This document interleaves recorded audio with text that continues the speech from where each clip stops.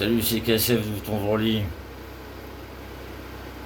Lecture dans cette vidéo du chapitre Magnétisme animal et magie dans le livre d'Arthur Schopenhauer de La volonté dans la nature. Magnétisme animal et magie.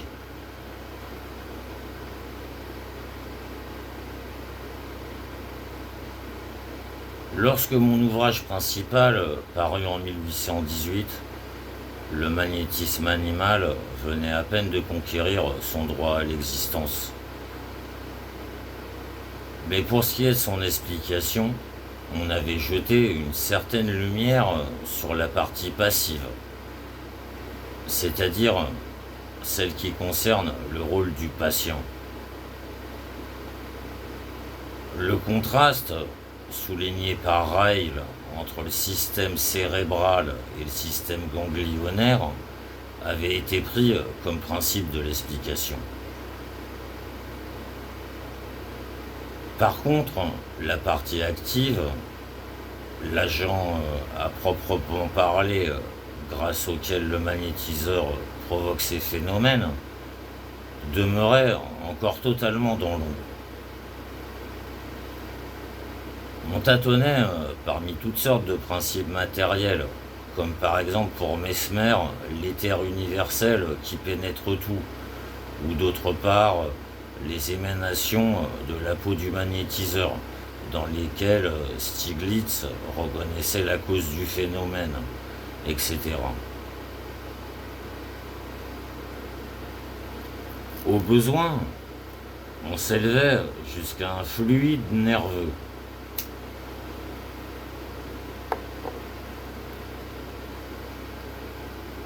Mais ce n'est là qu'un mot pour une chose inconnue. Ça et là, quelques gens mieux instruits par la pratique avaient pu commencer à entrevoir la vérité. Quant à moi, j'étais encore bien loin d'espérer du magnétisme une confirmation directe de ma doctrine. Quant à moi, j'étais encore bien loin d'espérer du magnétisme une confirmation directe de ma doctrine. Mais dies diem docet. Un jour enseigne l'autre. Et ainsi, depuis ce moment-là, le grand maître de toute chose, l'expérience, a dévoilé ceci. Cet agent si puissant qui, partant du magnétiseur, provoque... Cet agent si puissant qui, partant du magnétiseur, provoque des effets si contraires en apparence aux lois bien établies de la nature, qu'il nous faut pleinement excuser le doute qu'ils ont si longtemps suscité, l'incrédulité opiniâtre, la condamnation prononcée par une commission qui comptait parmi ses membres Lavoisier et Franklin. Bref, tout ce qui s'est dressé contre lui dans la première comme dans la seconde période, à l'exception de la condamnation brutale et stupide prononcée sans enquête, système qui, il y a peu de temps encore, était pratiqué en Angleterre. Cet agent, dis-je, n'est rien d'autre que la volonté du magnétiseur. Je ne crois pas que parmi ceux qui joignent le discernement à la pratique, il subsiste à l'heure actuelle le moindre doute sur ce point. Et je considère comme superflu de citer les nombreux jugements des magnétiseurs qui confirment la chose. Ainsi, la devise depuis Ségur et des vieux magnétiseurs français.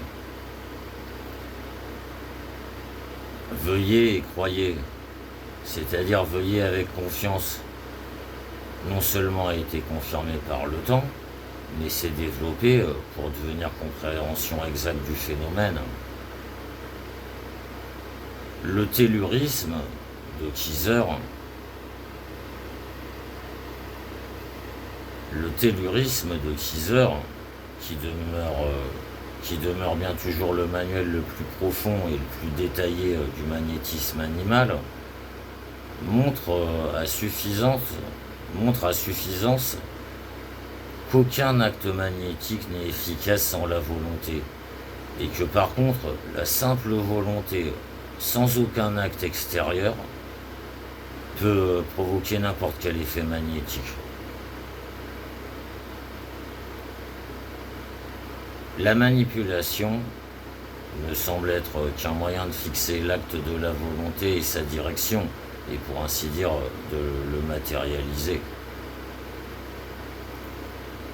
C'est en ce sens que Kieser dit: il y a une manipulation magnétique à chaque fois que le magnétiseur utilise pour son action ses mains considérées comme les organes qui traduisent le plus visiblement l'activité agissante de l'homme, c'est-à-dire la volonté. C'est avec plus de netteté encore que s'exprime là-dessus de Lausanne, un magnétiseur français, dans les annales du magnétisme animal, en disant: l'action du magnétisme dépend de la seule volonté, il est vrai. Mais l'homme ayant une forme extérieure et sensible, tout ce qui est à son usage, tout ce qui doit agir sur lui, doit nécessairement en avoir une. Et pour que la volonté agisse, il faut qu'elle emploie un mode d'action. Comme d'après ma théorie, l'organisme est le simple phénomène, l'objectivité de la volonté devenue visible, que dis-je, en fait seulement la volonté elle-même, saisie dans le cerveau sous forme de représentation. L'acte extérieur de la manipulation coïncide avec l'acte intérieur de volonté.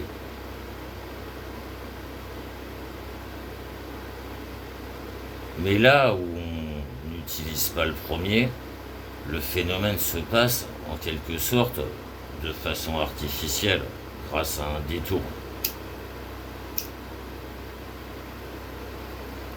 L'imagination venant remplacer l'acte extérieur, et parfois même la présence personnelle. C'est pourquoi il est beaucoup plus difficile et réussit plus rarement.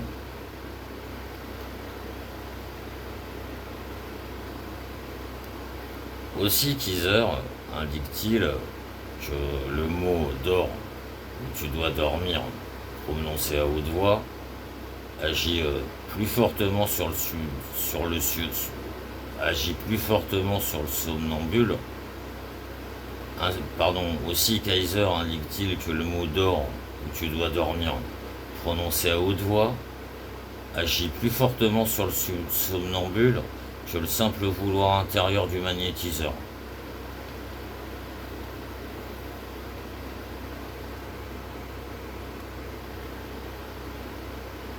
Par contre, la manipulation et l'acte extérieur sont un moyen infaillible pour fixer et mettre en œuvre la volonté du magnétiseur.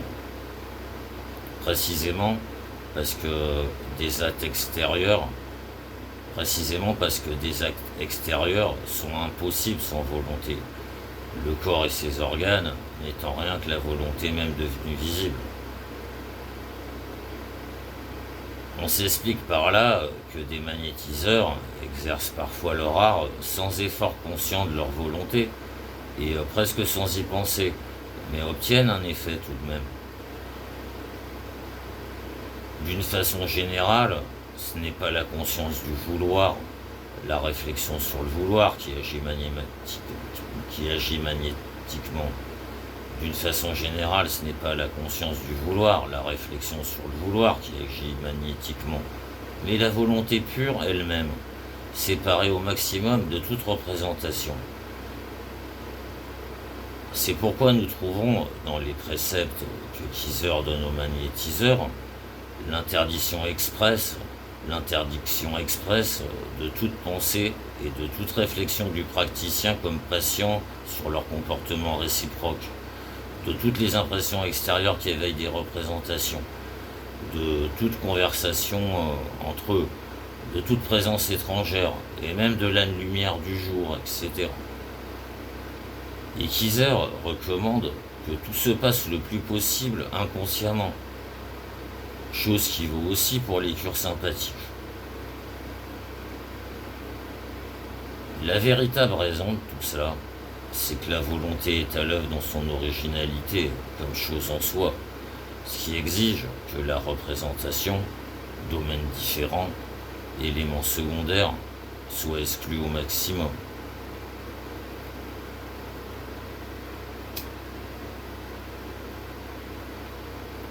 Cette vérité que le facteur agissant dans le magnétisme est la volonté, et que tout acte extérieur n'en est que le véhicule, nous en trouvons des preuves effectives dans tous les écrits les plus récents et les meilleurs sur le magnétisme. Et ce serait une prolixité inutile que de les répéter ici. Je veux toutefois en citer une, non qu'elle soit particulièrement frappante, mais parce qu'elle vient d'un homme extraordinaire dont le témoignage présente un intérêt particulier. C'est Jean-Paul qui dit dans une lettre, imprimée dans Vérité de la vie de Jean-Paul: au cours d'une grande réunion mondaine, j'ai presque endormi par 2 fois une Madame de K par un simple regard chargé d'une volonté résolue, dont personne ne se doutait. Et avant cela, j'ai provoqué chez elle des palpitations et de la pâleur, au point que S dut venir à son aide.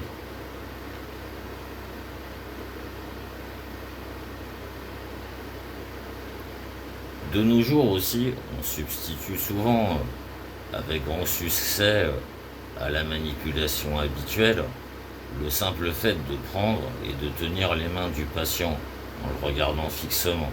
Justement parce que cet acte extérieur est lui aussi propre à fixer la volonté dans une direction déterminée.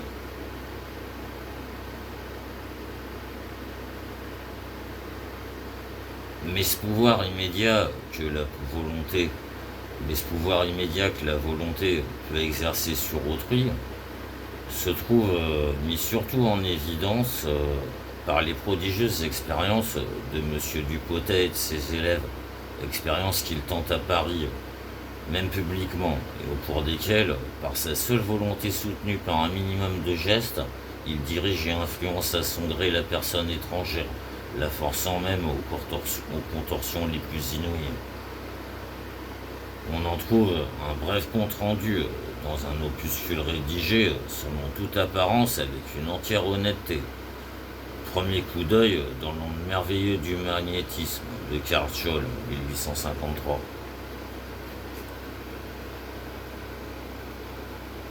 Une preuve d'un autre genre, pour la vérité en question, se trouve dans les communications sur la somnambule Auguste K. à Dresde, où celle-ci dit elle-même: je me trouvais dans un demi-sommeil. Mon frère voulut jouer un morceau qu'il connaissait. Je le priais de ne pas le faire parce que le morceau ne me plaisait pas. Il essaya néanmoins, et ainsi en lui opposant toutes les forces et toute la détermination de ma volonté, je parvins à ce que malgré tous ses efforts, il ne put plus se souvenir de son morceau. Mais la chose atteint son plus haut degré lorsque cette puissance immédiate de la volonté s'étend même à des corps inanimés. Aussi incroyable que cela puisse paraître, nous avons 2 exposés sur cette question venus de directions très différentes.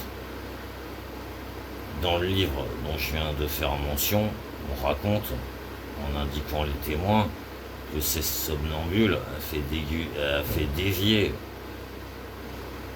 Dans le livre dont je viens de faire mention, on raconte, en indiquant les témoins, que ces somnambules a fait dévier l'aiguille de la boussole, une fois de 7 degrés, une autre fois de 4 degrés, en répétant chaque fois l'expérience sans utiliser ses mains et par sa seule volonté, en fixant le regard sur l'aiguille. Ensuite, le Galignanist Messenger du 23 octobre 1851 rapporte, d'après la revue anglaise Britannia, que la somnambule Prudence Bernard de Paris, lors d'une séance publique à Londres, avait déplacé l'aiguille d'une boussole simplement en tournant et retournant la tête, obligeant ainsi l'aiguille à suivre ce mouvement. Monsieur Brewster, le fils du physicien, et deux autres messieurs de l'assistance tinrent le rôle du jury. Entre parenthèses, acted as jurors.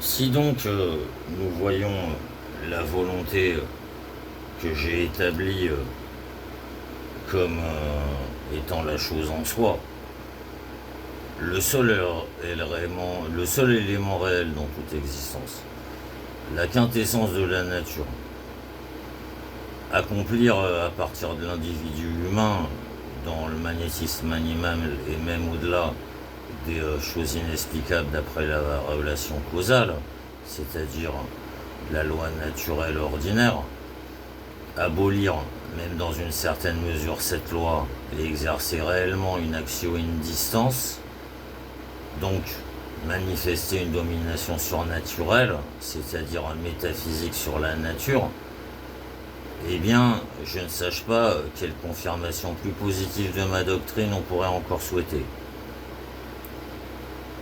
On voit même un magnétiseur qui, sans doute aucun, ignore ma philosophie. Le comte Saps Paris, amené par suite de ses expériences, a ajouté comme commentaire au titre de son livre quelques mots sur le magnétisme animal, les esprits animaux et l'essence de la vie, divisé 140, cette phrase mémorable. Ou preuve physique montrant que le courant magnétique animal est l'élément et la volonté, le principe de toute vie spirituelle et corporelle.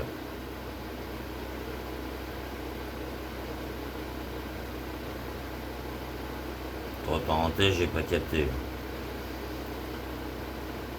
Le magnétisme animal, en tout cas, apparaît donc tout uniment comme étant la métaphysique pratique, terme dont se servait déjà Bacon de Verulame dans sa classification des sciences. Le magnétisme animal apparaît donc tout uniment comme étant la métaphysique pratique, terme dont se servait déjà Bacon de Verulame dans sa classification des sciences pour désigner la magie.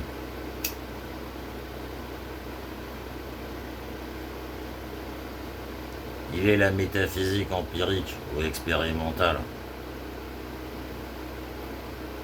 Comme d'autre part, c'est la volonté en tant que chose en soi qui se manifeste dans le magnétisme animal, nous constatons aussi la ruine du principium individuationis, espace et temps, qui appartient au domaine de la simple apparence. Les barrières qu'il impose aux individus et qui les séparent sont rompues entre magnétiseurs et somnambules. L'espace n'est plus une séparation, la communauté des pensées et des mouvements de la volonté s'instaure.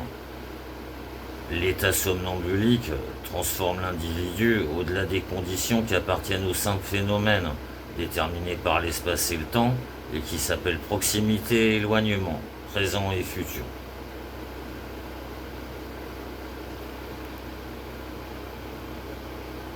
Par suite d'un tel état de choses, et malgré tant de raisons et de préjugés contraires, on a vu s'affirmer l'opinion, devenue même une quasi-certitude, que le magnétisme animal et ses phénomènes sont identiques avec une partie de l'ancienne magie, cet art secret et malfamé, dont la réalité était évidente, non seulement pour les siècles chrétiens qui la pourchassèrent avec tant d'âpreté, mais pour tous les peuples de la terre, y compris les sauvages, et dont la peine de mort punissait l'usage funeste, tant dans les 12 tables des Romains que dans les livres de Moïse, et même au 11e livre des lois de Platon.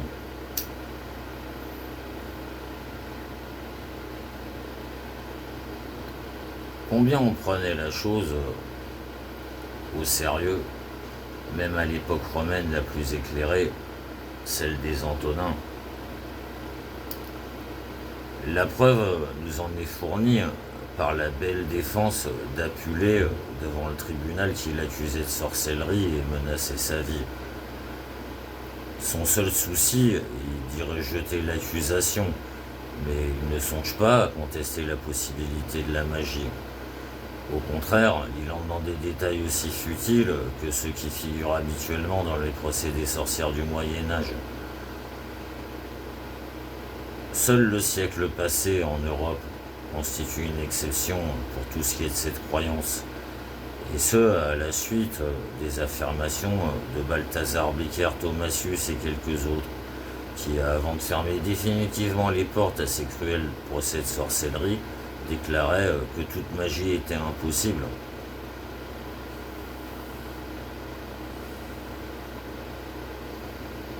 Cette opinion, favorisée par la philosophie du siècle, devint prédominante, mais uniquement dans les classes savantes et cultivées. Le peuple n'a jamais cessé de croire à la magie, même en Angleterre, dont les classes cultivées, par contre, s'entendaient unir une foi de charbonnier en matière de religion, qui les rabaisse, une incrédulité digne de Thomas ou de Thomasius face à tous les faits qui dépassent les lois d'action et de réaction, ou les notions d'acide et d'alcali, et n'ont point voulu entendre les paroles de leurs grands compatriotes qui leur dit qu'il y a au ciel et sur terre plus de choses qu'en rêve leur philosophie.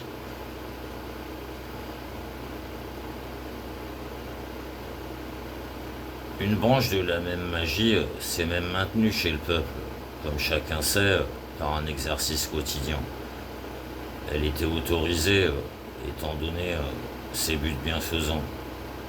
Il s'agit des cures sympathiques, dont la réalité ne saurait être mise en doute. Le traitement sympathique le plus courant est celui des verrues, et son efficacité est déjà attestée par le prudent et empirique Bacon de Verulam, d'après son expérience personnelle.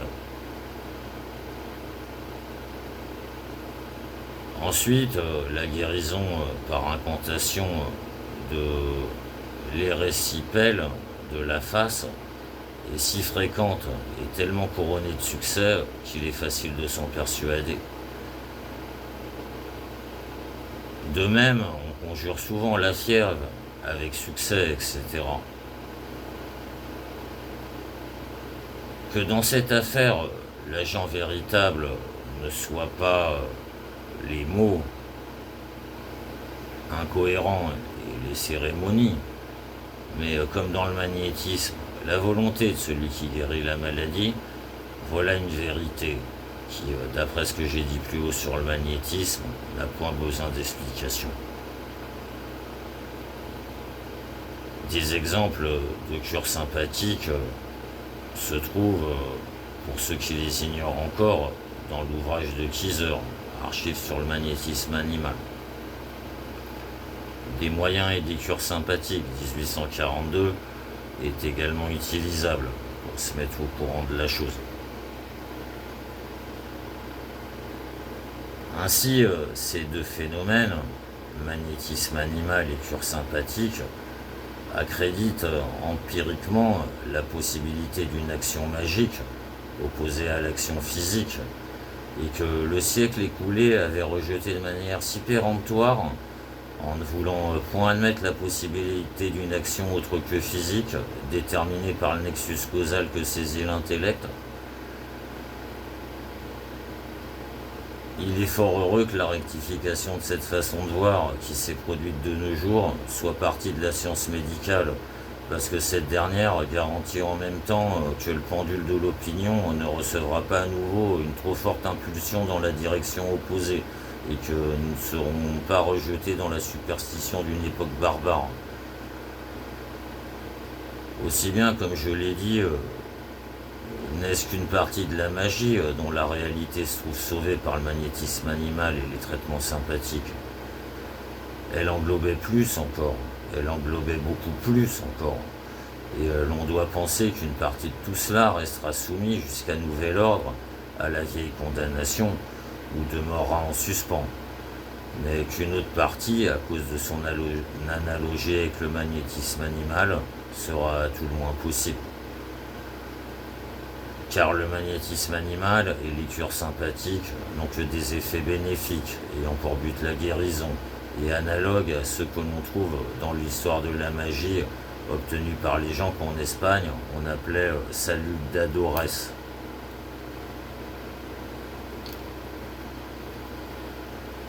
Lesquels reçurent également la condamnation de l'Église. La magie, par contre, fut bien plus souvent utilisée à des fins condamnables. Cependant, si l'on juge par analogie, il est plus vraisemblable que la force interne, laquelle, agissant immédiatement sur l'individu étranger, peut exercer une influence salutaire, sera au moins aussi capable d'exercer sur lui une influence nuisible et destructrice. Si donc une partie de l'ancienne magie, en dehors de celle qui peut se ramener au magnétisme animal et aux cures sympathiques avec quelques réalités, c'était bien celle que l'on désigne sous les noms de maléficium et fascinatio et donna lieu à la plupart des procès de sorcellerie. Dans le livre de Moss, que j'ai cité plus haut, on trouve aussi quelques faits qu'il faut mettre carrément au compte du maléficium. Dans l'histoire des maladies de Bende Benson, qui occupe les volumes 9 à 12 des archives de Kieser, on trouve également des cas de maladies transmises, notamment à des chiens qui en sont morts. Que la fascinatio fut déjà connue de Démocrite, lequel essaya de l'expliquer comme un fait, nous le voyons d'après les Symposiacae Questiones de Plutarque. Si l'on admet la vérité de ces récits, on a la clé du crime de sorcellerie, que l'on avait alors peut-être pas tort de poursuivre avec acharnement. Bien que dans la plupart des cas, cette poursuite est reposée sur l'erreur et l'abus, nous ne devons pas considérer nos ancêtres comme aveugles au point de pourchasser durant tant de siècles et avec une si cruelle sévérité un crime qui lui était parfaitement impossible de commettre. Et de ce point de vue, nous saisissons pourquoi jusqu'à nos jours et dans tous les pays, le peuple attribue obstinément certaines maladies à un maléficium et n'en veut pas démordre. Si donc les progrès du temps nous portent à ne pas tenir une part de cet art décrié pour aussi vain que le croyait le siècle passé, il n'en reste pas moins qu'ici, plus qu'ailleurs, la prudence est nécessaire pour découvrir les vérités éparpillées dans un fatras de mensonges, d'impostures et d'absurdités, qui est conservé dans les œuvres d'Agrippa, Nettelstein, Weyer, Baudin, Del Rio, Bitzfeld et autres.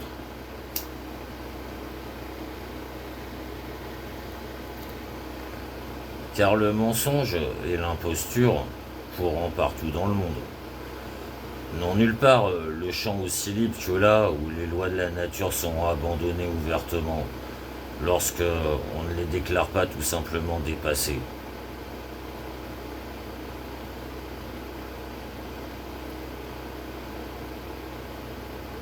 Nous voyons donc, sur le fondement étroit du peu de choses qui a pu être vrai dans la magie, s'élever un édifice immense, composée des affabulations les plus fantastiques, des balivernes les plus effrénées, et par suite de ces dernières, s'exercer durant des siècles les atrocités les plus sanglantes. En considérant tout cela, le sentiment qui nous gagne est celui de la réceptivité dont l'intellect humain fait preuve à l'égard des fadaises les plus incroyables, voire les plus échevelées, et l'empressement du cœur humain à les avaliser par des atrocités.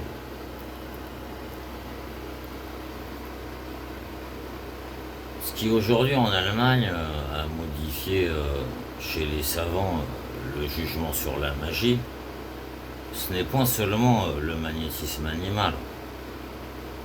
Ce changement avait été préparé en profondeur par la transformation de la philosophie qu'avait opéré Kant, laquelle, en ce domaine comme dans d'autres, établit une différence fondamentale entre la civilisation allemande et les autres civilisations européennes. Pour sourire d'avance sur toute sympathie secrète, voire sur toute action magique, il faut trouver que le monde est intelligible, totalement intelligible. Mais on ne le peut que si on jette sur lui un regard superficiel, qui ne nous laisse pas présenter l'univers d'énigmes et de mystères dans lequel nous sommes plongés, et l'impossibilité de connaître et de comprendre immédiatement à fond le monde et nous-mêmes.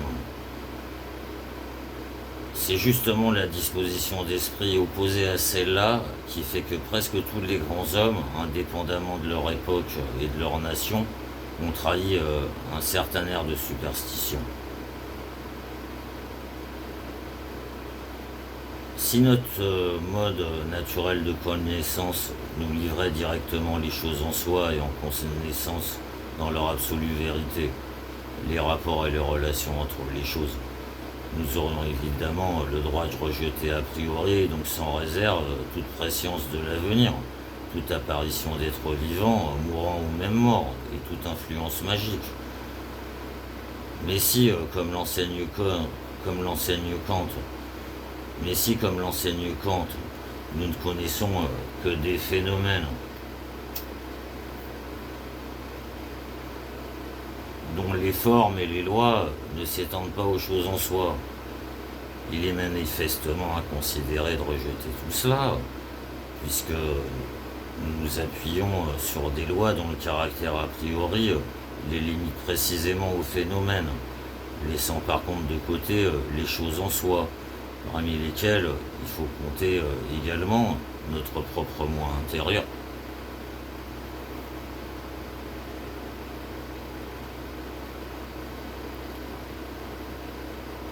Mais ce sont justement ces dernières qui peuvent avoir avec nous des relations d'où procéderaient les faits en question. Et par conséquent, il nous faut attendre a posteriori et non pas anticiper la décision à leur sujet.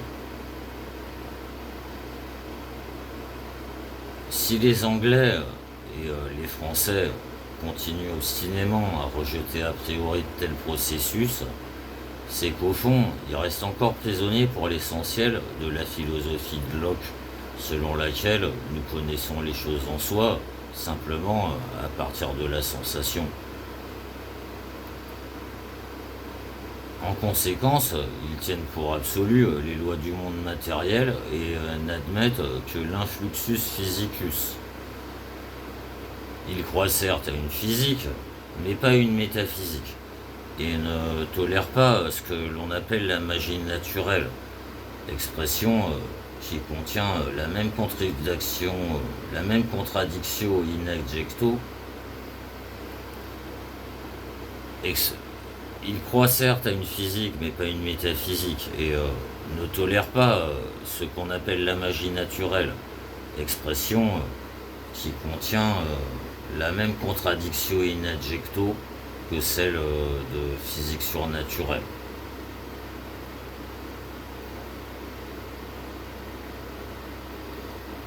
La première, toutefois,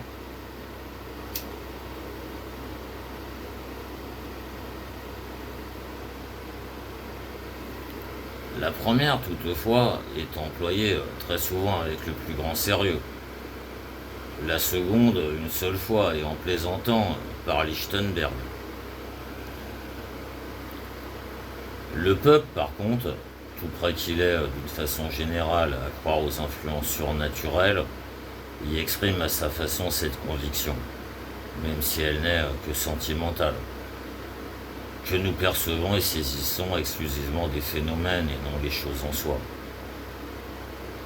La preuve que je n'exagère pas nous est donnée par un passage de Kant dans les fondements de la métaphysique des mœurs.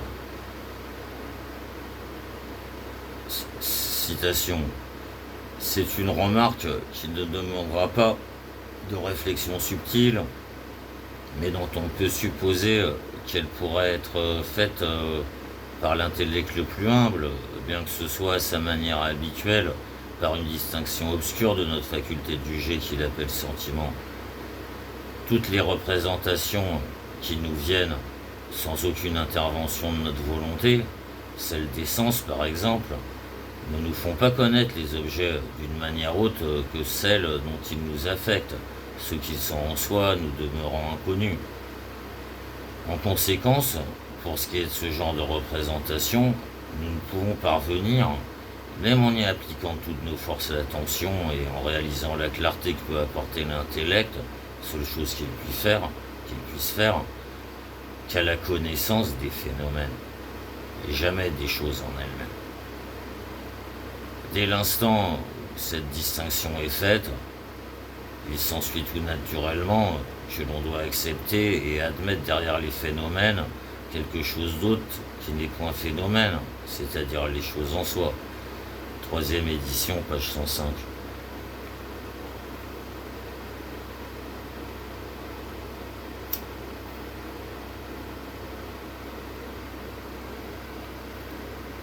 À lire l'histoire de la magie de D. Tiedemann, sous le titre Disputatio de questione qua fueritatium magicorum orio, mémoire couronnée par la société de Göttingen, on s'étonne de la persistance avec laquelle, malgré tant d'échecs, l'humanité a poursuivi partout et toujours l'idée de magie, et on en conclura qu'elle a des racines solides, au moins dans la nature de l'homme, si l'on en scelle des choses, et qu'elle ne peut être une simple chimère.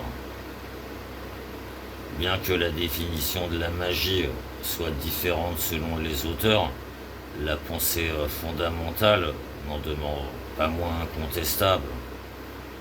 On a en effet admis de tout temps et en tout lieu qu'en dehors de la manière normale de provoquer des transformations dans le monde grâce à l'enchaînement causal des corps entre eux, il y a une autre, totalement différente de la première, et qui ne repose point sur cet enchaînement causal. Par conséquent, ces moyens paraissent absurdes si on les concevait au sens de la première, puisque la disproportion entre la cause mise en œuvre et l'effet recherché était évidente, et que tout le nexus causal était impossible. Mais l'hypothèse alors était qu'en dehors de la liaison extérieure, qui fondait le nexum physicum entre les phénomènes de ce monde, il fallait qu'il y en eût encore un autre, qui eût son principe dans l'essence en soi de toute chose, pour ainsi dire une liaison souterraine, grâce à laquelle, à partir d'un point du phénomène, on pouvait agir directement sur n'importe quel autre, à travers un nexum métaphysicum. Que par conséquent, il y avait possibilité d'une action sur les objets de l'intérieur au lieu de l'action habituelle de l'extérieur. Une action du phénomène sur le phénomène, grâce à la chose en soi, qui demeure une et identique à elle-même dans tous les phénomènes. Que de même, nous agissons sur le plan causal comme naturata, nous sommes tout aussi capables d'agir comme natura naturans, et de faire valoir pour un instant le microcosme comme macrocosme, que la séparation et les cloisons apportées par l'individuation, aussi solides soient-elles, permettent à l'occasion une communication, pour ainsi dire en coulisses, ou comme un jeu secret sous la table, et que de même dans l'état somnambulique, l'activité individuelle isolée de la connaissance se trouve abolie. L'activité individuelle isolée de la volonté puisse l'être elle aussi. Une telle idée ne saurait être d'origine empirique, et ce ne peut pas être non plus sa confirmation par l'expérience qui l'a maintenue, à travers le temps dans tous les pays, car dans la plupart des cas, l'expérience devait aller en sens inverse. Mais donc avis qu'il faut chercher l'origine de cette pensée indéracinable, si générale dans toute l'humanité, et en dépit de tant d'expériences contraires à du sens commun, dans les régions profondes, c'est-à-dire dans le sentiment intime de la toute-puissance de la volonté en soi, cette volonté qui constitue l'essence de l'homme et aussi de la nature entière, et dans cette hypothèse qui s'y rattache, que cette toute-puissance peut être mise en valeur une fois ou l'autre, d'une façon ou d'une autre, à partir de l'individu lui-même. On n'était pas en mesure de rechercher et de distinguer ce qui pouvait être possible à cette volonté en tant que chose en soi et dans chacun de ces phénomènes. Au contraire, on admit, sans autre forme de procès, qu'elle pouvait sous certaines conditions briser les barrières de l'individuation, car ce sentiment s'opposait obstinément à la constatation imposée par l'expérience que le Dieu qui habite mon cœur peut émouvoir profondément mon être intime. Le Dieu qui habite mon cœur peut émouvoir profondément mon être intime, lui qui domine toutes mes forces. Il ne peut rien mettre en mouvement au dehors.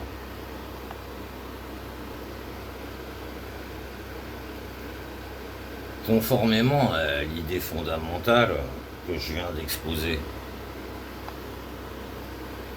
Pardon, j'avais oublié les lunettes. Conformément à l'idée fondamentale que je viens d'exposer, nous voyons que à chaque fois que l'on a pratiqué la magie, le moyen physique employé n'était jamais pris que comme véhicule d'un facteur métaphysique, car autrement il ne pouvait avoir de toute évidence aucun rapport avec les faits recherchés.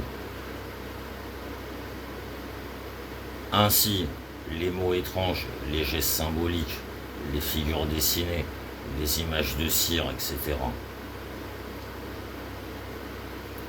Et conformément à ce sentiment originel, nous voyons que ce que portait un tel véhicule était toujours en dernière analyse un acte de la volonté que l'on y rattachait. La cause tout à fait naturelle en était qu'on percevait à tout instant, dans les mouvements de son propre corps, une influence de la volonté totalement inexplicable, donc évidemment métaphysique. Et cette dernière, pensait-on, ne pouvait-elle pas s'étendre aussi à d'autres corps? Il fallait trouver le moyen de supprimer l'isolement qui est celui de la volonté dans chaque individu, pour agrandir la sphère de la volonté immédiate au-delà du corps de l'individu qui veut. C'était la tâche de la magie. Il fallait trouver le moyen de supprimer l'isolement qui est celui de la volonté dans chaque individu pour agrandir la sphère de la volonté immédiate au-delà du propre corps de l'individu qui veut. C'était la tâche de la magie.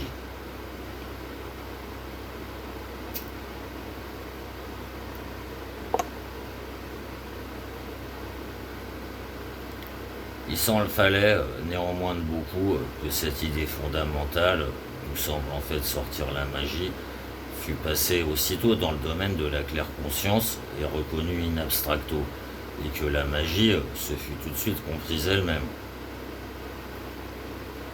Rares sont les penseurs et les savants des siècles anciens, chez lesquels nous trouvons exprimé, comme je le montrerai bientôt par des citations, cette pensée nette que la force magique réside dans la volonté même, et que les signes et actes extravagants,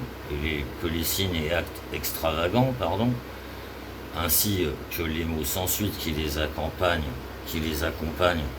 et qui passaient pour aider à conjurer et à s'attacher les démons,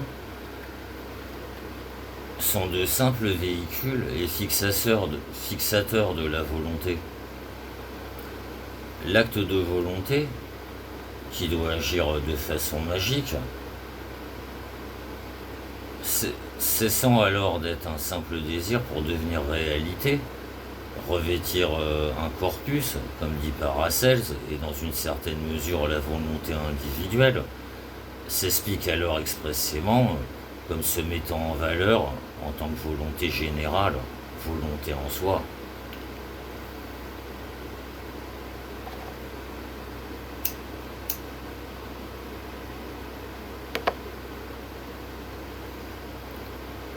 Car dans chaque acte magique, traitement sympathique ou autre, l'action extérieure, le fixateur, est justement ce que sont les passes dans le magnétisme, c'est-à-dire non point l'essentiel, mais le véhicule. Ce à travers quoi la volonté, qui seule est l'agent véritable, se dirige et se fixe dans le monde des phénomènes et passe dans la réalité. C'est pourquoi, en règle générale, cette action est indispensable. Pour les autres écrivains de ce temps-là, le but de la magie est seulement, ce qui répond à cette idée fondamentale de la magie, l'intention ferme d'exercer à volonté une domination absolue sur la nature. Mais ils n'ont pu se hausser jusqu'à l'idée que cette domination dut être immédiate. Mais ils n'ont pu se hausser jusqu'à l'idée que cette domination peut être immédiate. Pour eux, elle était totalement immédiate. Car partout, les religions des différents pays avaient mis la nature sous la coupe des dieux et de démons. Le magicien s'efforçait donc de conduire ces derniers selon sa volonté, de les amener, voire de les contraindre à son service. Et il leur attribuait les succès qu'il lui arrivait d'obtenir, exactement comme Mesmer attribuait au début ses succès de magnétiseur au barreau magnétique qu'il tenait dans ses mains, et non à sa volonté, qui était l'agent véritable. C'est ainsi que tous les peuples polythéistes comprenaient la chose. Plotin et surtout Jean Blic comprennent la magie de cette façon, c'est-à-dire comme théurgie, expression employée pour la première fois par Porphyre. Cette interprétation rencontrait la faveur du polythéisme, aristocratie divine, qui avait réparti le pouvoir sur les différentes formes cette interprétation, rencontrait la faveur du polythéisme, aristocratie divine, qui avait réparti le pouvoir sur les différentes forces de la nature entre autant de dieux et de démons. Au moins pour la plupart, il n'était que la personnification de forces naturelles. Et parmi eux, le magicien s'attachait ou utilisait tantôt l'un, tantôt l'autre. Mais dans la monarchie divine, où la nature entière obéit à un seul être, c'eût été une pensée trop téméraire que de conclure avec ce dernier une alliance privée, voire de prétendre exercer sur lui une domination quelconque.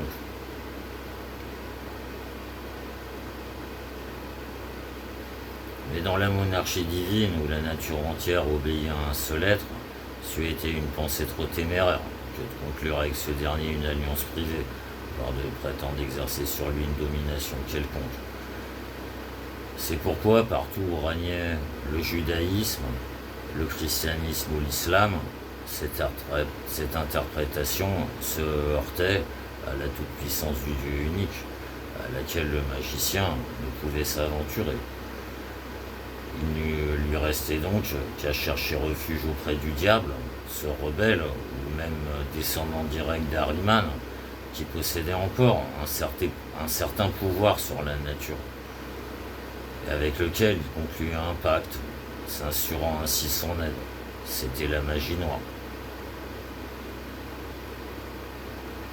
Son contraire, la magie blanche, était telle parce que le magicien ne se liait pas d'amitié avec le diable, mais sollicitait la permission ou même la collaboration du Dieu unique lui-même par l'intermédiaire des anges, mais le plus souvent en prononçant les noms et titres hébraïques plus rares de ce dernier, comme Adonai, etc. Il invoquait les démons et les forçait à l'obéissance, sans leur promettre quoi que ce fût de son côté. C'était la contrainte de l'enfer. Mais tout cela, qui n'était que commentaire et habillement de la chose, fut si bien pris pour sa nature même et pour sa réalité objective, que tous les auteurs qui connaissent la magie de seconde main sans l'avoir pratiquée eux-mêmes, comme Baudin, Del Rio, Binsfeld, etc., définissent son essence comme étant une action exercée non par des forces naturelles et non selon des voies naturelles, mais avec l'aide du diable. Cela fut et demeura l'opinion généralement admise, avec quelques modifications locales selon les religions. C'est elle également qui fut à l'origine des lois contre la sorcellerie et des procès de sorcières. Et de la même façon, c'est contre elle qu'étaient dirigées en règle générale les contestations de la possibilité de la magie. Mais il était inévitable qu'une telle conception et interprétation objective de la chose prévalût, ne fût-ce qu'en réalise. Mais il était inévitable qu'une telle conception et interprétation objective de la chose prévalût, ne fût-ce qu'en raison du réalisme résolu qui dominait en Europe, tant dans l'Antiquité qu'au Moyen-Âge, et ne fut ébranlé que par Descartes. Jusqu'alors, l'homme n'avait pas encore appris à diriger la spéculation sur les profondeurs mystérieuses de son propre moi, mais recherchait tout en dehors de lui-même. Et faire de la volonté qu'il trouvait en lui la souveraine de la nature,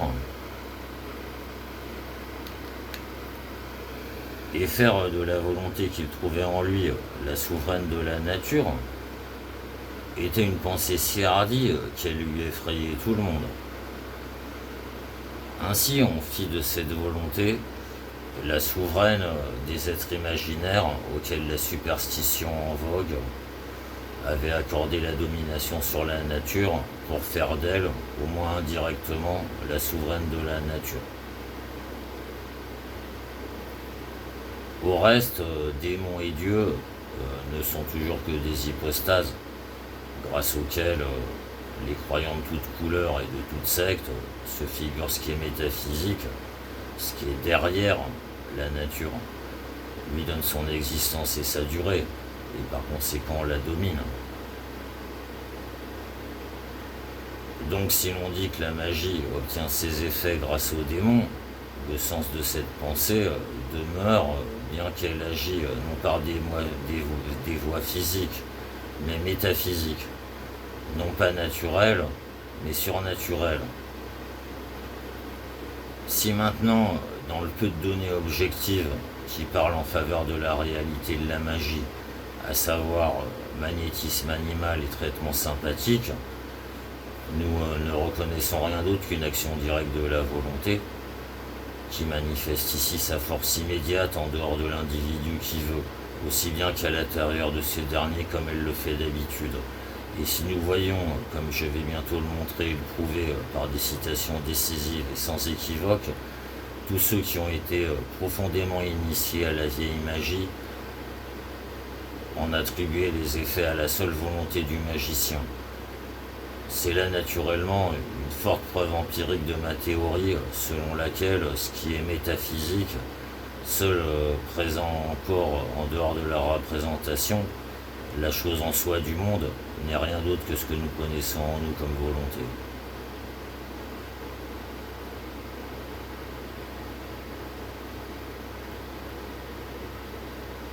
Que si ces magiciens se figuraient la domination directe, que si ces magiciens se figuraient la domination directe, exercée quelquefois par la volonté sur la nature, comme étant simplement indirecte grâce aux démons, cela ne pouvait être un obstacle à son action, en tout endroit et à tout moment où il y en eut une.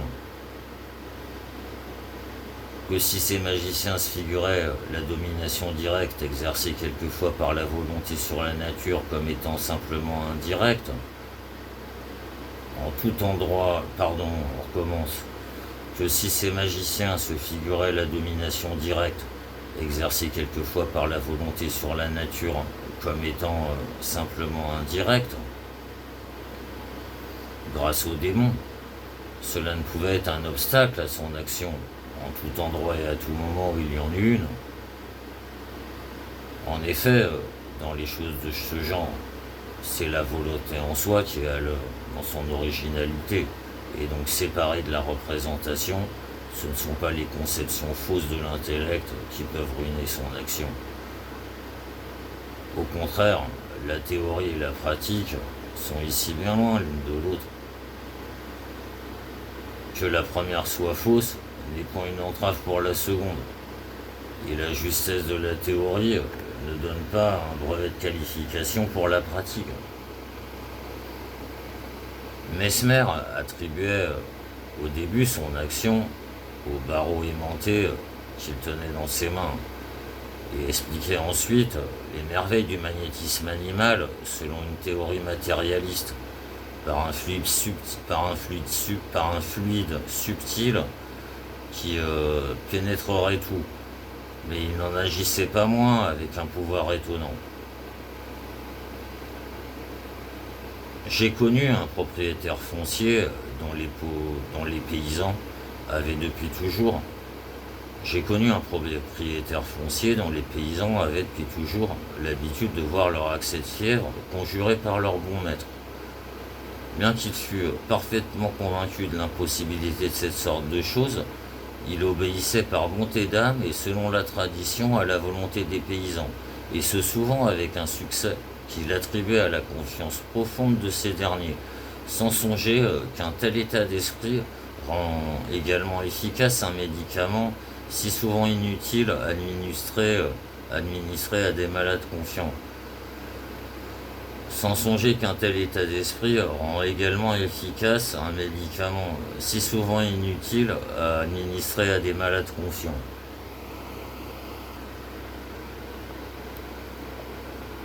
Mais si, comme je l'ai décrit, la théurgie et la démonologie n'étaient que l'interprétation, l'habillement, l'enveloppe de la chose, à laquelle cependant s'en tenaient la plupart, il n'a point toutefois manqué de gens pour reconnaître, en regardant à l'intérieur des choses, que ce qui agissait dans ces influences magiques était tout simplement la volonté.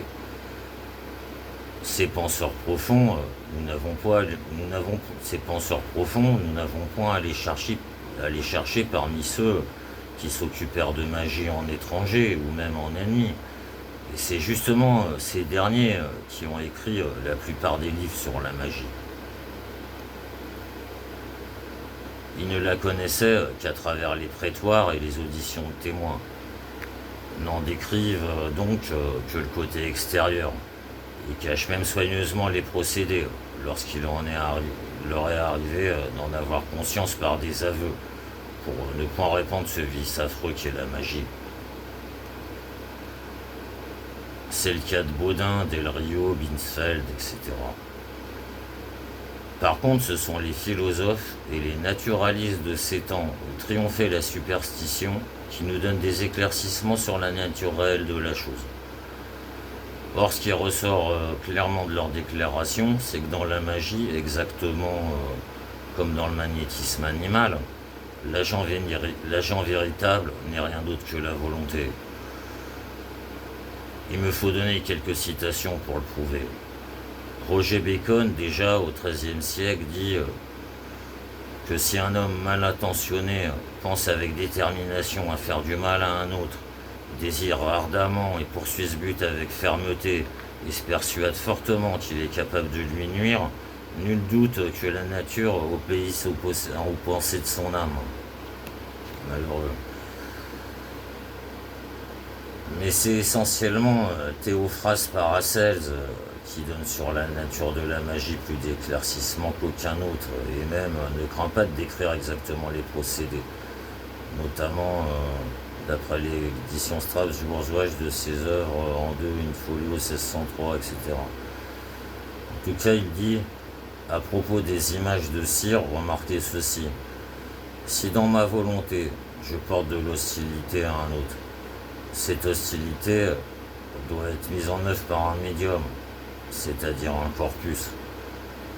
Il est donc possible que mon esprit, sans l'aide de mon corps, tue ou blesse quelqu'un grâce à mon épée et à mon désir fervent. Il m'est donc également possible d'amener par ma volonté l'esprit de mon adversaire dans l'effigie pour le tordre et le paralyser à ma guise. Vous devez savoir que l'action de la volonté est un point important dans la médication. Car lorsque quelqu'un veut du mal à un adversaire et le hait, il est possible qu'il arrive à ce dernier le mal qu'il lui souhaite. Car la malédiction, c'est l'anesthésie de l'esprit. Il est donc possible que dans des maladies, les effigies soient ensorcelées, etc. Une telle action se produit aussi chez le bétail et plus facilement que chez l'homme, car l'esprit de l'homme se défend plus que celui de l'animal. Autre citation, il s'ensuit qu'un individu en ensorcelle un autre en effigie, mais non grâce à tel caractère ou autre chose de la sorte, comme de la cire fabriquée par une vierge.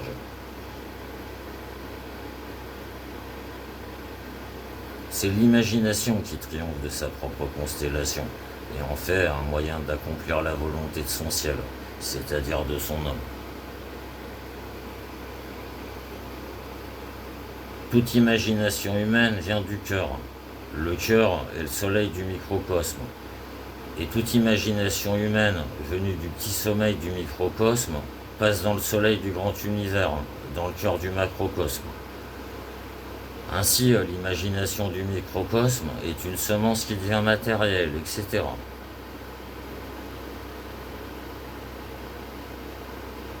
Autre citation. Vous savez suffisamment ce que fait une imagination rigoureuse, qui est au commencement de toutes les œuvres magiques. Ainsi ma pensée, elle aussi, est regard tourné vers un but. Mais je n'ai pas besoin d'y diriger mon œil avec mes mains, c'est au contraire mon imagination qui la dirige où je désire. C'est ainsi qu'il faut comprendre également la marche. Je désire, je me propose un but, et mon corps se met en mouvement. Et plus ma pensée est ferme, plus ma course est assurée. Donc seule l'imagination provoque ma course. L'imagination que l'on emploie contre moi peut donc être assez forte pour me faire succomber.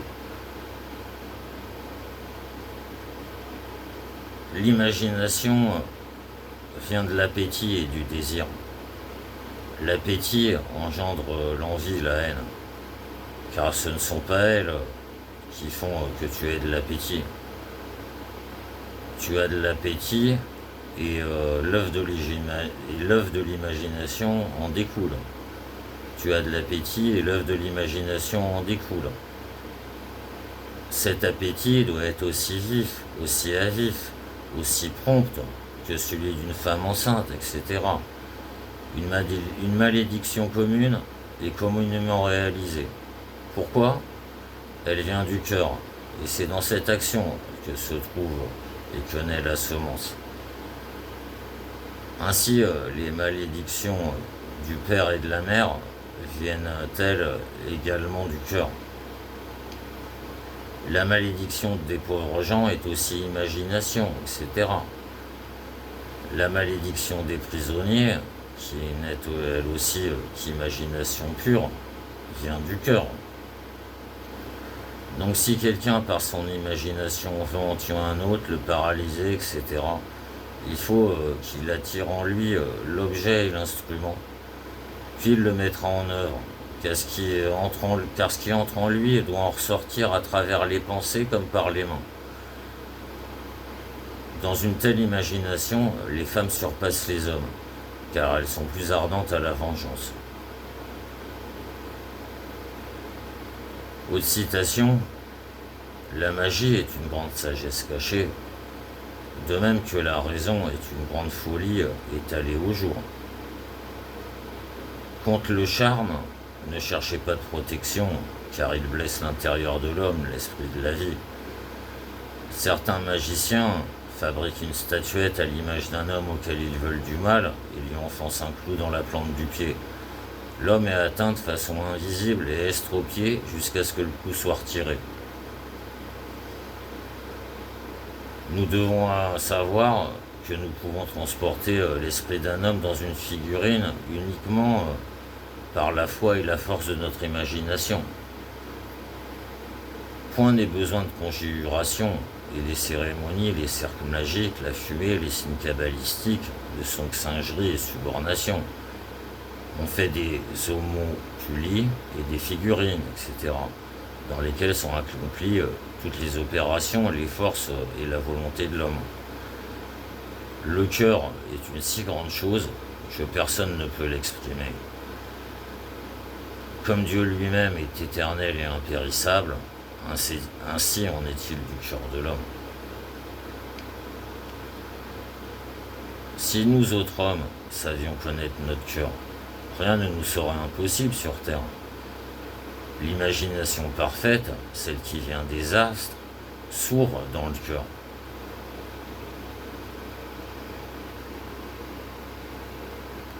Et enfin, dernière citation, il faut pour confirmer l'imagination et la parfaire, avoir en foi, en tout cas citation de, je ne te le retrouverai pas, attends.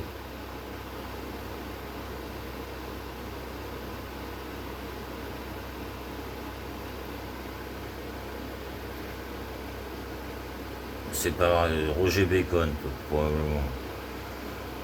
En tout cas, dernière citation, il faut, pour confirmer l'imagination et la parfaire, avoir foi en l'accomplissement réel de l'action. Car le moindre doute brise l'œuvre. La foi doit confirmer l'imagination, car la foi achève la volonté. Mais l'homme n'imagine pas à chaque fois parfaitement, ne croit pas parfaitement. Et c'est cela qui fait que les arts passent pour incertains, aussi certain et sûr qu'ils puissent être. Pour expliquer cette dernière phrase, on peut se reporter à un passage de Campanella dans son livre De Sensuorum et Magia. Une influence étrangère peut empêcher l'homme d'avoir des rapports avec une femme si il est persuadé qu'il ne le peut. Car il ne peut exécuter ce qu'il ne croit pas pouvoir exécuter.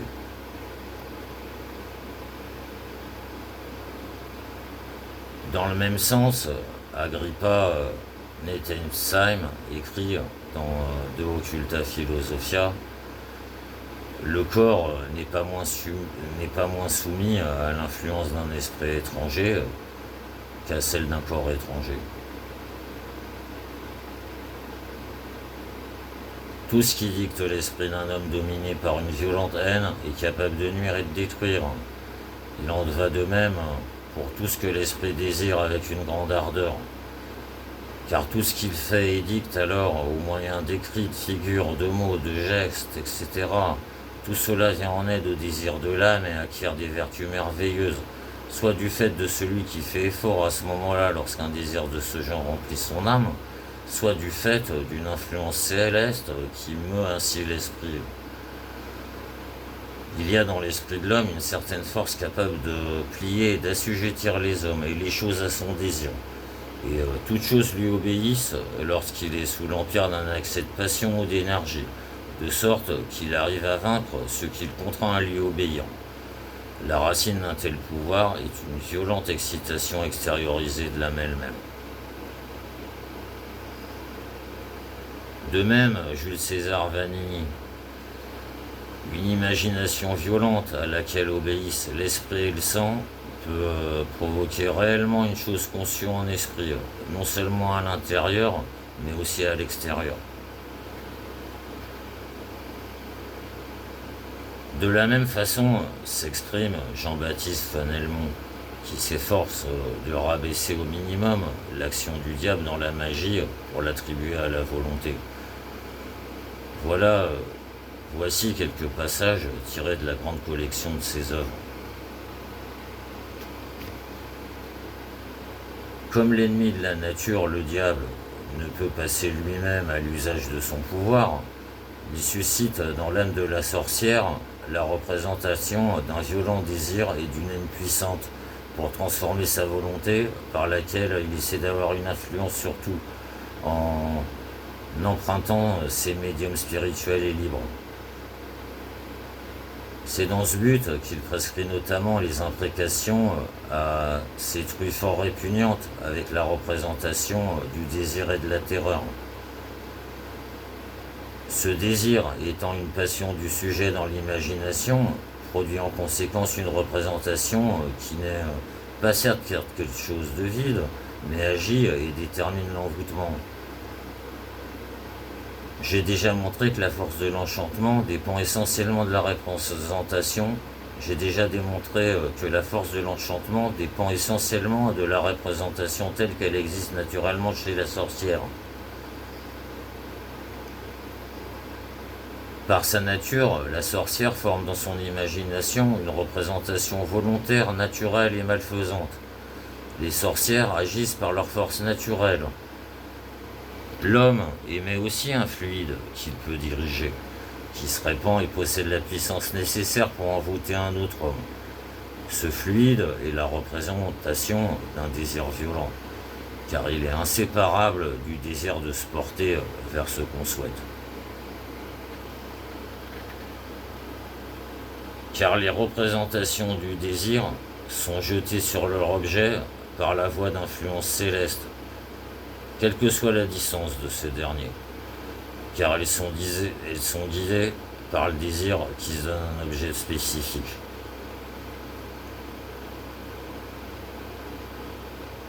Dans De Magnetis Vulnerum Curatione, il y a donc dans le sang un pouvoir extatique. Qui, lorsqu'il a été excité par un désir violent, peut être transporté par l'esprit de l'homme extérieur, même sur un objet absent. Ce pouvoir est latent comme potentiel dans l'homme extérieur, et il ne se passe pas l'acte s'il n'est point excité par un désir brûlant ou un autre moyen qu'enflamme l'imagination.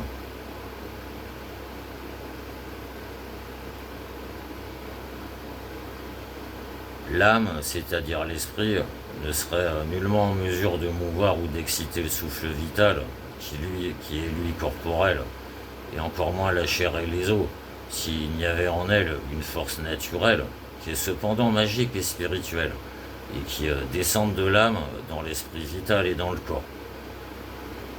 De quelle façon l'esprit corporel pourrait-il obéir aux ordres de l'âme, si ces ordres n'étaient point destinés à mettre en mouvement l'esprit et à sa suite le corps? Mais on objectera immédiatement contre cette force magique qu'elle doit rester à l'intérieur de sa résidence naturelle et du domaine qui lui est propre, et que par conséquent, si nous la nommons magique, ce n'est jamais que par une altération et un abus du terme, car la vraie magie, celle de la superstition, ne peut venir de l'âme, puisque cette dernière n'est aucunement en mesure de mettre en mouvement, de transformer ou d'exciter quoi que ce soit en dehors de son corps. À cela, je réponds, cette force et magie naturelle de l'âme, qui agit vers l'extérieur, existe déjà obscurément et sommeille pour ainsi dire, après la chute originelle dans l'homme, parce qu'il est l'image de Dieu et attend d'être excité. Mais bien qu'étant dans un état de somnolence et en quelque sorte d'ivresse, elle est toujours présente en nous. Et toujours est-il qu'elle suffit à exécuter les fonctions dans son propre corps. Ainsi, le savoir et le pouvoir magique sommeillent, et ce n'est que sur un signe de la volonté qu'ils agissent dans l'homme. C'est pourquoi Satan excite cette force magique, laquelle d'habitude sommeille et se trouve réprimée par la conscience de l'homme extérieur, chez ceux qui se sont vendus à lui, et elle est à leur disposition comme une épée dans la main du puissant, c'est-à-dire de la sorcière. Bref, Satan ne contribue à l'homicide qu'en éveillant cette force endormie. La sorcière peut tuer le cheval dans une écurie lointaine. L'esprit de la sorcière, et non Satan, exhale une certaine force naturelle qui est en mesure d'étouffer et d'étrangler le souffle vital de la bête. Les esprits protecteurs du magnétisme ne sont pas, à mon sens, ceux qui descendent du ciel, mais encore moins s'agit-il de ceux qui viennent de l'enfer. Au contraire, ce sont ceux qui naissent dans l'homme lui-même, comme le feu né du silex. En effet, selon la volonté de l'homme, l'esprit vital actif cède une toute petite partie de lui-même, qui, pour se compléter, acquiert une existence idéale, pour dire une forme, pour ainsi dire une forme. Après avoir obtenu cette perfection, l'esprit prend une espèce de qualité moyenne entre le corporel et l'incorporel. Mais il se laisse envoyer là où la volonté le dirige. Cette réalité, idéale donc, n'est arrêtée par aucune barrière de temps, d'espace ou de distance. Elle n'est pas un démon ou l'effet d'une puissance démoniaque. Elle est l'action spirituelle de cet esprit vital, laquelle nous est tout à fait naturelle et familière.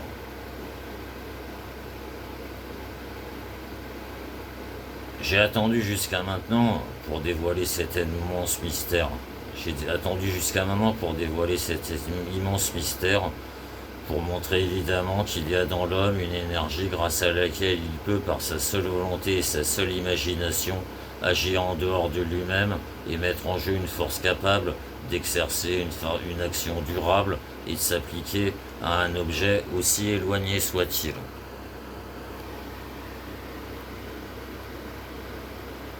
Il arrive donc qu'il y ait des hommes possédant leur pouvoir de telle force. Ils peuvent les mettre réellement en œuvre par la puissance de l'imagination et du désir.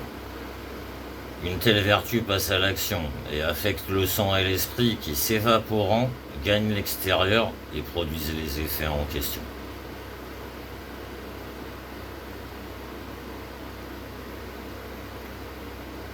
Nous devons de curieux renseignements de ce genre à Jane Led, une théosophe mystique et visionnaire, disciple de Cordage au temps de Cromwell en Angleterre. Elle parvint à la magie par une voie fort singulière. La caractéristique fondamentale de tous les mystiques est qu'ils enseignent l'unification de leur propre moi avec le Dieu de leur religion. C'est aussi le cas de Jane Led. Mais chez elle, par suite de l'identification de la volonté humaine avec la volonté divine, celle-là participe aussi à la toute-puissance de celle-ci et reçoit ainsi un pouvoir magique.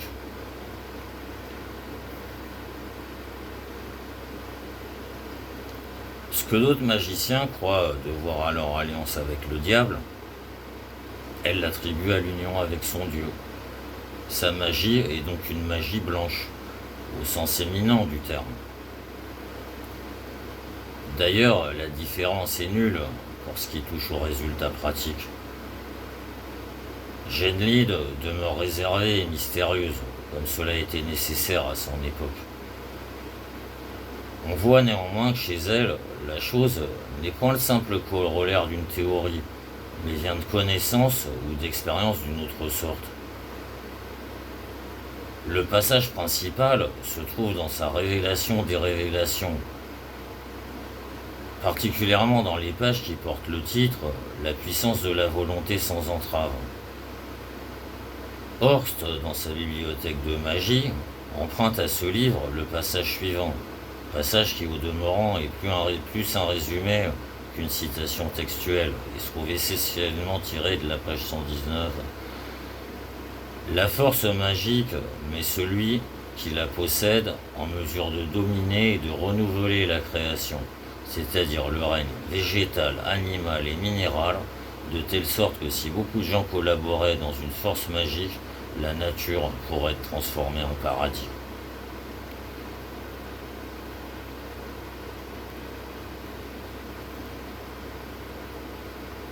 Comment parvenons-nous à cette force magique ? Dans la Renaissance par la foi, c'est-à-dire par la concordance de notre volonté avec la volonté divine. Car la foi nous soumet le monde. Car la foi nous soumet le monde, dans la mesure où la concordance de notre volonté avec la volonté divine a pour conséquence que, comme dit saint Paul, tout nous appartient et tout doit nous obéir. Voilà le texte de Horst. À la page 131 de l'ouvrage, Jane Lead expose que le Christ a accompli ses miracles par la force de sa volonté, comme par exemple lorsqu'il dit aux lépreux « Je le veux, sois purifié ».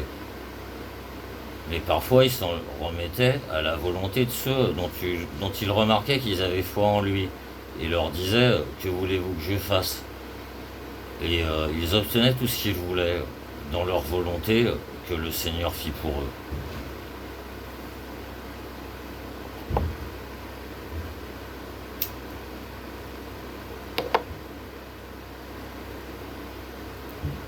Ces paroles de notre Sauveur demandent à être considérées avec attention. Vu que la plus haute magie se trouve dans la volonté, dans la mesure où elle unit avec la volonté du Très-Haut, si ces deux rouages s'accordent parfaitement et s'identifient, pour ainsi dire, la magie existe. Gindley dit aussi, car qu'est-ce qui pourra résister à une volonté unie à la volonté de Dieu ? Une volonté de ce genre, une telle puissance, qu'elle exécute ses desseins en tout lieu et en tout temps. Ce n'est point une volonté nue, qui manque de son habit de force. Au contraire, elle porte en elle une puissance invincible qui lui permet de sarcler et de planter, de donner la mort et la vie, de lier et de délier, de sauver et de perdre. Cette puissance sera concentrée et rassemblée dans la volonté libre et royale, et nous devons arriver à la reconnaître après être devenus un avec le Saint-Esprit, n'avoir formé qu'un seul esprit et un seul être. On lit page 133, il nous faut tous ensemble étouffer ou noyer les différentes volontés variées qui naissent de l'essence mêlée des âmes et nous perdre dans les abîmes, d'où sortira et se dégagera ensuite la volonté vierge, qui n'a jamais été la servante d'une chose appartenant à l'homme dégénéré, mais totalement libre et pur, et réunie à la force toute puissante, et produira immanquablement des fruits et des rejetons tout à fait semblables aux siens, d'où l'huile brûlante du Saint-Esprit jaillit en flamme dans la magie qui projette ses étincelles. Jacob Böhm, lui aussi, dans son explication de 6 points, parle au 5e point de la magie tout à fait dans le sens que nous lui donnons ici. Il dit entre autres, la magie est la mère de l'être de tous les êtres, car elle se fait elle-même et elle est saisie dans le désir. La magie authentique n'est pas un être, mais l'esprit de l'être qui désire. In summa, la magie est l'action de l'esprit qui veut.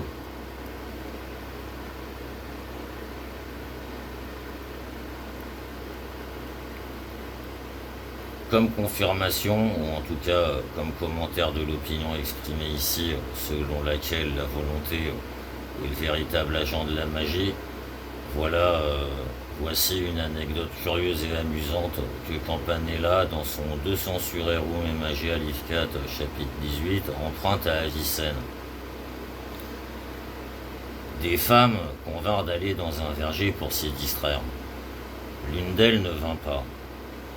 Les autres prirent pour rire une orange et la piquèrent avec des aiguilles, en disant ainsi piquons-nous la femme, ainsi piquons-nous la femme qui s'est refusée à venir avec nous. Puis elles jetèrent l'orange dans une fontaine et s'en allèrent. Elles trouvèrent ensuite cette femme en proie à la souffrance. Elle se sentait, disait-elle, comme transpercée par des clous pointus, et ce, depuis le moment où les autres avaient piqué l'orange. Elle souffrit beaucoup jusqu'à ce que les autres retirassent les aiguilles de l'orange en formant pour leur campagne. Elle souffrit beaucoup jusqu'à ce que les autres, retirassent les aiguilles de l'orange en formant pour leur campagne toutes sortes de bons vœux.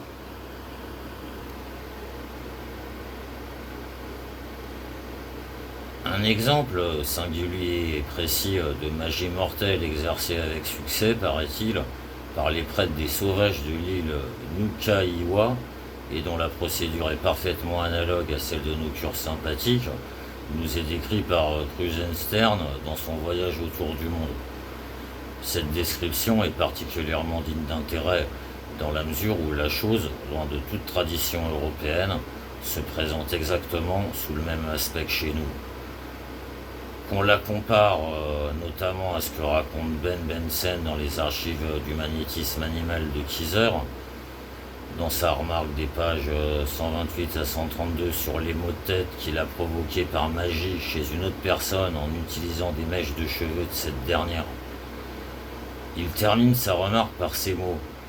Ce que l'on appelle la sorcellerie, autant que j'ai pu en faire l'expérience, ne consiste en rien d'autre qu'à préparer et à employer des moyens magnétiques aux effets néfastes alliés à une intention mauvaise de la volonté. Voilà le pacte funeste, conclu avec Satan.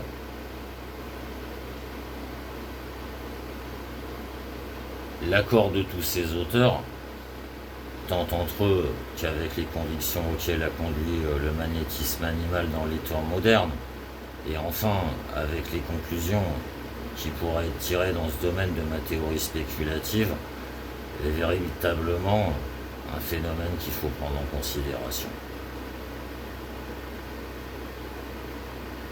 Toujours est-il que tous les essais de magie effectués à ce jour, que ce soit avec succès ou non, reposent sur une anticipation de ma métaphysique, car ils trahissent la prise de conscience de la vérité suivante. La loi de causalité n'est que le lien qui relie les phénomènes. Mais l'essence des choses n'en dépend point.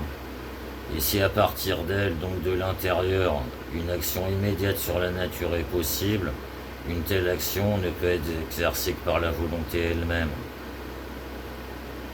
Si l'on voulait aller, selon la classification de Bacon, jusqu'à faire de la magie la métaphysique pratique, il est certain que la métaphysique théorique correspondante ne pourrait être que ma division du monde entre volonté et représentation.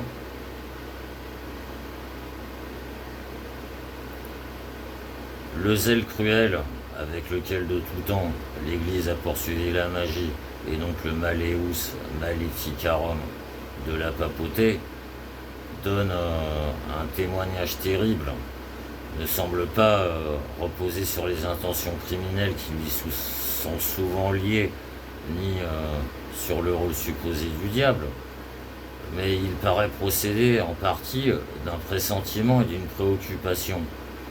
On redoute que la magie ne ramène à sa source véritable la force originelle, alors que l'Église l'avait reléguée en dehors de la nature. Cette présomption se confirme